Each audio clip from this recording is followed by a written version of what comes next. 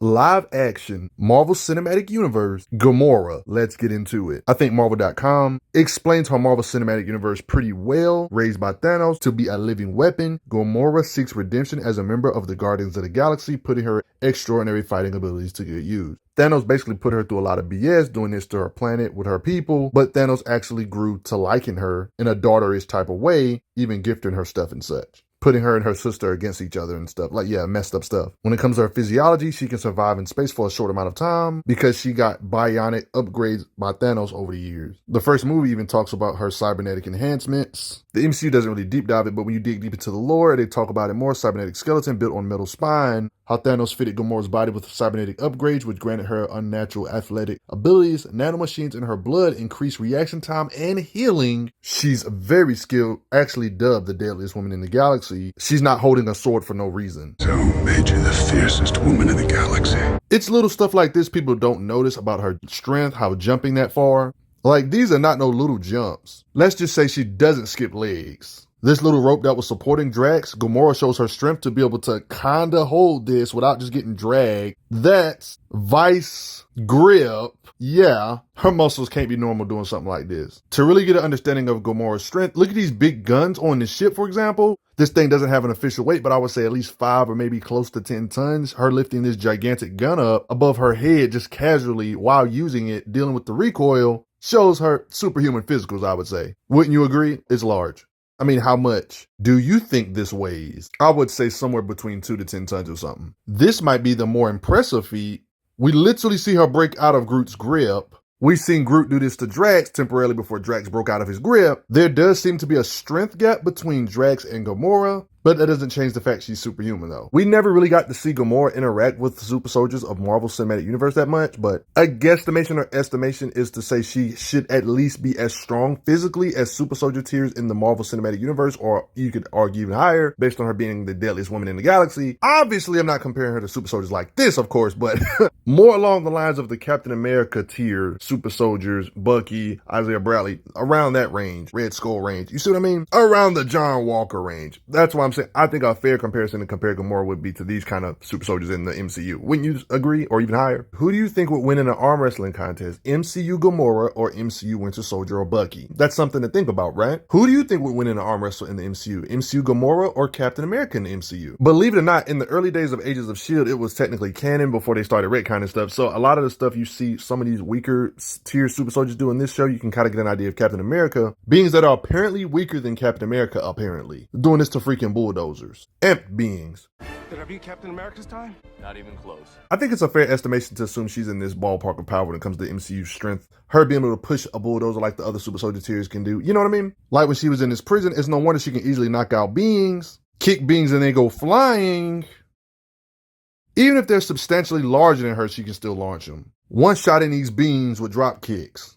You can tell she's superhuman based on all this stuff I've already showed you so far, but don't dare give her blades on top of this, or your arms will just get sliced like butter. She obviously has superhuman fighting speed. Like, you can literally see her deflect her with her sword right here. You can argue that her superhuman physicals mixed with her combat speed could be part of the reason why she can hit so hard, because you know how in real life, if you punch faster, speed is weight, that means you can hit harder when you have faster punches. You know, like if you give her an actual blade on top of all of this strength and speed she got, look what she does to Groot, cutting up pieces of his body. I mean, so her base hits without no blade already feel like a wrecking ball smashing in your face, but imagine all this raw strength, but with an actual piercing weapon. With her blade, we see her fight tentacle-like beings and cut them up, where she treats them like a slice of cheese. Yeah. Oh, I shouldn't forget that her sword can split into 2 long blades and a knife. Gamora and Nebula have always been scrapping with each other. I guess you get an idea of Gamora, how hard she can hit based on Nebula, on what Nebula can survive. We know Gamora can at least hit hard enough to pretty much blow through houses and stuff. We literally see Nebula get hit by a rocket launcher and was able to bounce back, of course. Boom. And when it comes to strength and speed and everything, they're always matching each other in raw muscle. So in a way, you can say Gamora should be able to hit similar to like a rocket launcher.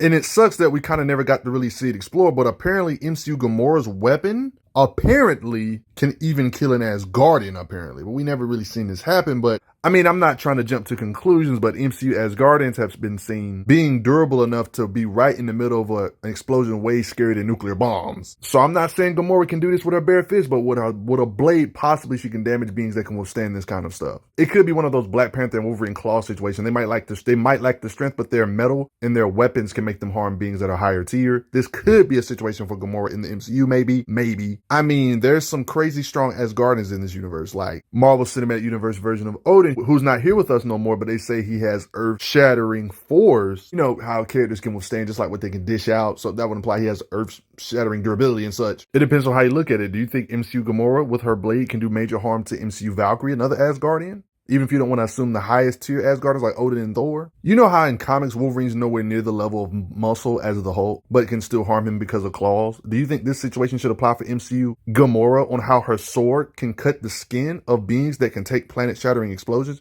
Do you think her sword is like a hex that can cut through beings even if she lacks the physicals in this universe? What do you think? It's called Godslayer sword, so I wouldn't doubt it. I mean, we're talking about a blade that has quantum-focused precision edge. It's like a very intricate sword. And her gun probably has similar blast power. There's a universe out there in the MCU where she's the destroyer of Thanos. But take this as you will, this is an alternate reality, not the main universe MCU, but like a different universe in the MCU though. Apparently this staff Grandmaster was holding. The What If episode showed off how potent it is when a What If Gamora did this to Thanos, apparently. Gamora, survivor of Sakaar and destroyer of Thanos. This blade you see her use against Infinity Ultron here and does that to him here.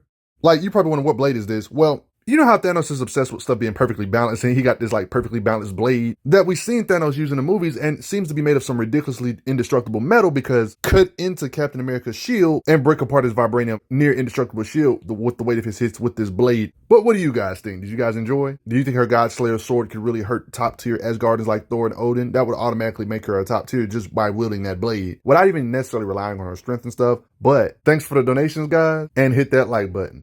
I'm glad you are enjoying your time on the channel. Make sure you check out the playlist on the channel to see other How Strong videos. If you like what this channel is offering, make sure you hit that subscribe button, and I will see you guys later.